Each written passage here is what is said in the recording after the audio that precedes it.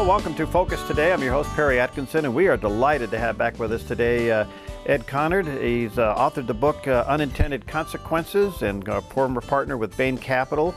And we're here to talk about not only the book, which is really getting incredible reviews, probably reviews that some authors wish they didn't get, but on the other hand, it's worked the other way around. A lot of people don't like the book, but because of that, it's a good seller. How about that? And so anyway, Ed, nice to have you back with us. Where are you, friend? Perry, thank you for having me. I'm in my office in New York. Okay, nice to see you again. First of all, where can people get the book? Barnes & Noble, Amazon? Sure. Any of those locations, yes. It got to the New York Times bestseller list, so you should be able to get it most everywhere. Well, you're getting interesting reviews. How do you take that, where New York Times says the most hated book ever? Well, I think I've probably gotten partisan reviews, both on the left and in the right. And I've also gotten some very serious compliments from serious economists on both the left and the right who have looked past the politics of the book to the underlying economics and what it says about the economy. But I've certainly taken a lot of heat from the left. That's for sure. I can imagine. Ed, this problem we're in and that you write about didn't start with the Obama administration. And I'm not trying to go back on saying, well, everything was the Bush administration. It actually goes further back than that, doesn't it? Sure. And I think some of it is structural, and there is no person or administration that's to blame, I would think. So what do you think the cause is? We just got greedy, or we're just using funny numbers? Where did we get off track here?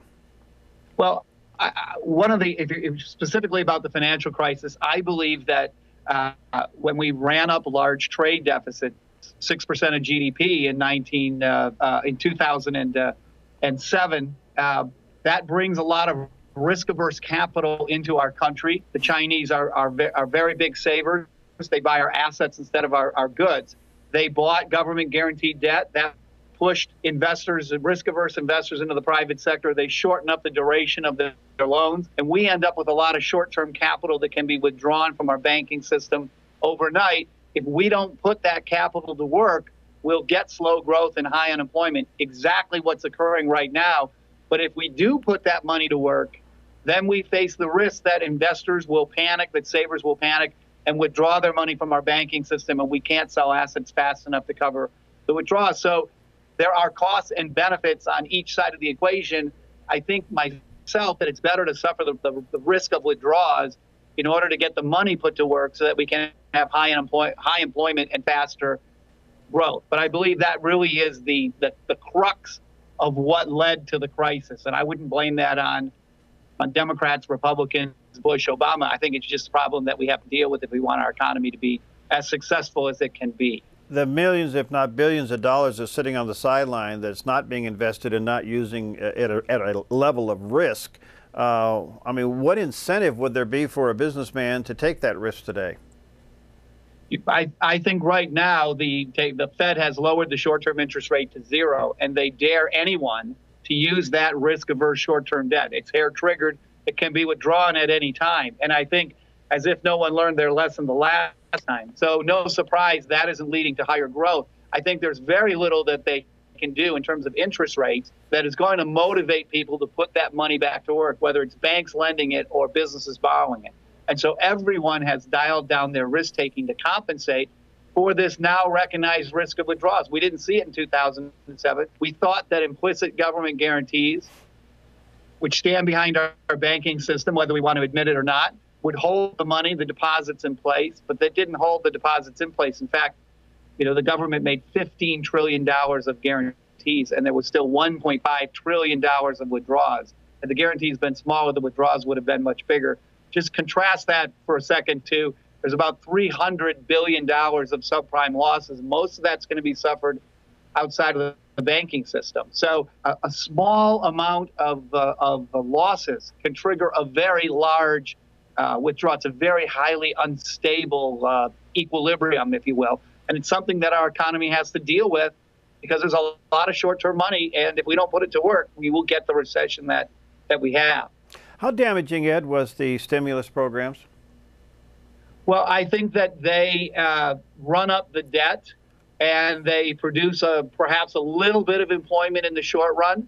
I think people look forward into the future and they see that we're going to have to pay that back, that we're going to have to pay raise taxes to do it, and that's going to slow down our economy. And when that happens, the expectation slows our economy down today.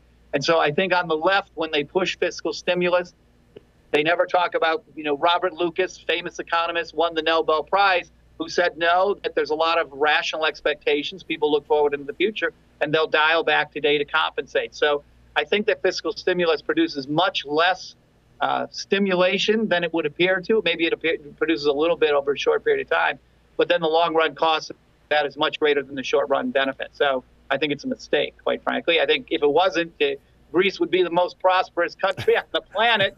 They've pumped in more stimulus than anybody. I think you see what the real long-term costs are. Yeah, right. Okay. How close do you think we are to superinflation?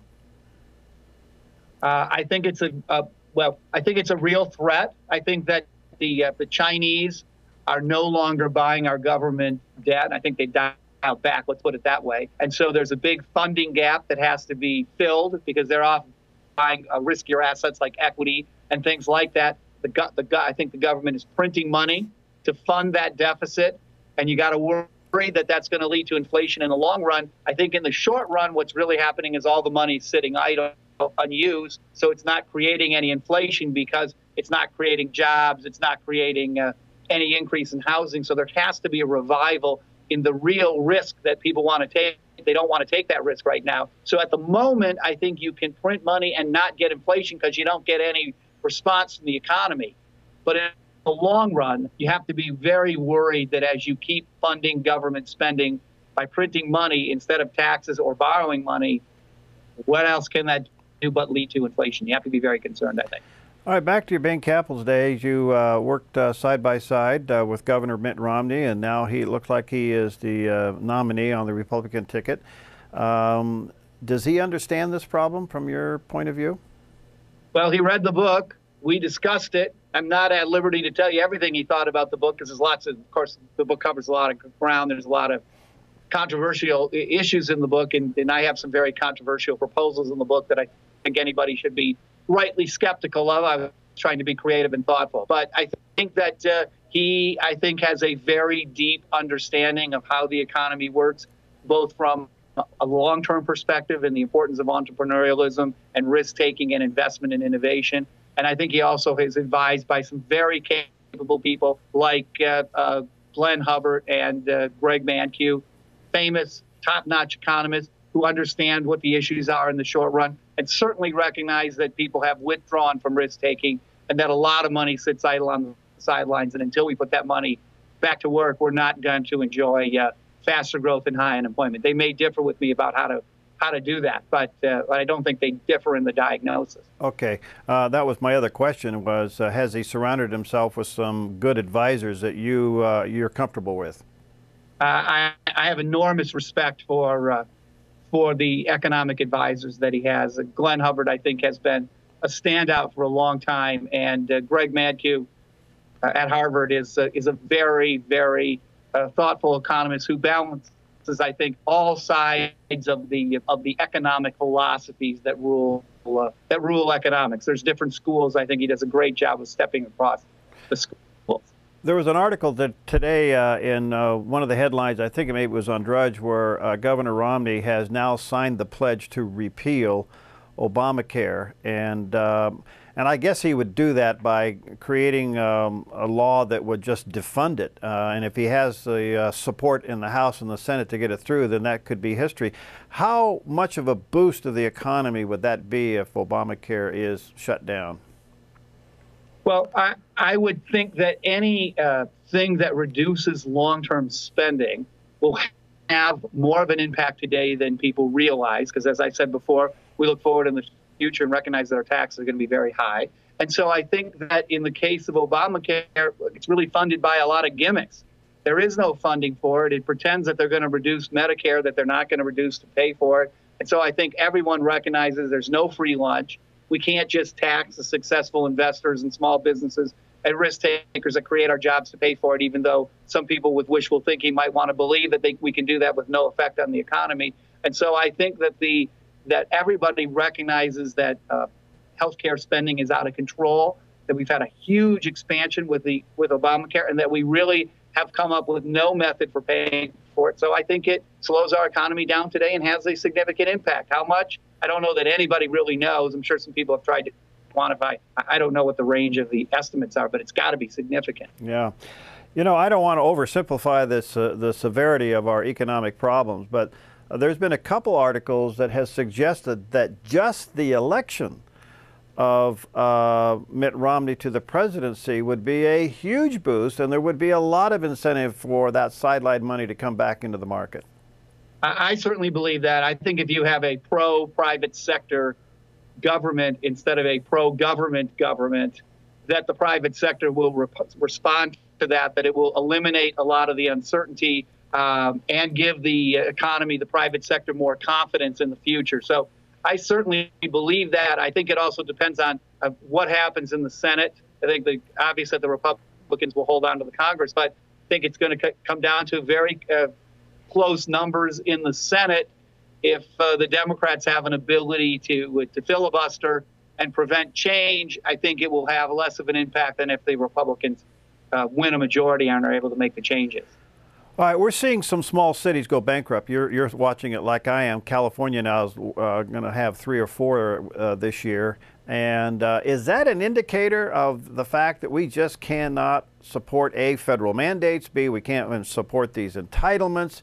There just isn't enough tax dollars to go around for what these communities, if not the country, has obligated itself for. I would think some of them have to go bankrupt. We have to have a renegotiation with the municipal labor unions. We can't afford to pay them way more than comparable work in the private sector.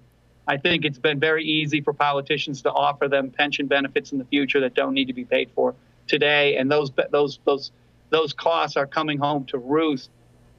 I don't see how we dig on a municipal level, how we dig our way out of this without having some bankruptcies. I think Scott Walker up in Wisconsin, that vote was absolutely critical to changing the balance of what's occurring on the local level. And I don't see a good path forward if we don't suffer through some bankruptcies and some pain in the short run to get this problem solved. All right, Ed, before I run out of time, again, let me just say to our viewers and listeners, get a copy of the book. It has got tremendous review and yet some incredible criticism, but I think you're going to find it to be extremely provoking and a good read.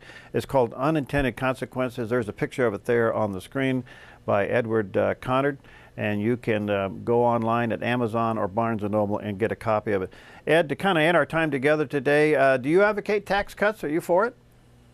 Well, we're running taxes at 16% of GDP, and we're running spending at 24% of GDP. So I don't think that tax cuts are in our future. Unfortunately, I think what's really in our future is a 50% across-the-board increase. They want to pretend that they can just tax the wealthiest people. Not even close. So what do I advocate? Spending cuts. The answer here is spending cuts. We need to avoid tax increases through spending cuts.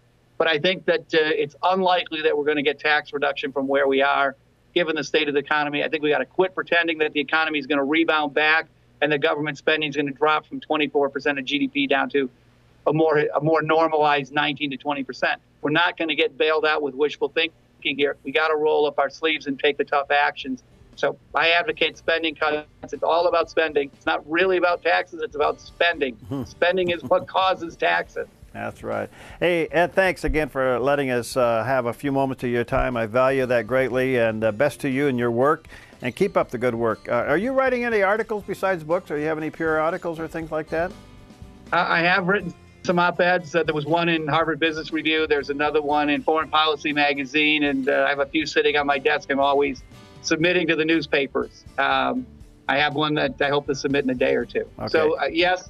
And there's a lot on my website, edwardconard.com. You can see a lot of video and interviews of me really debating liberals and other people about the book. Hey, great. Hey, thanks, my friend. Talk to you soon. Hey, thank you for having me. Okay, you bet.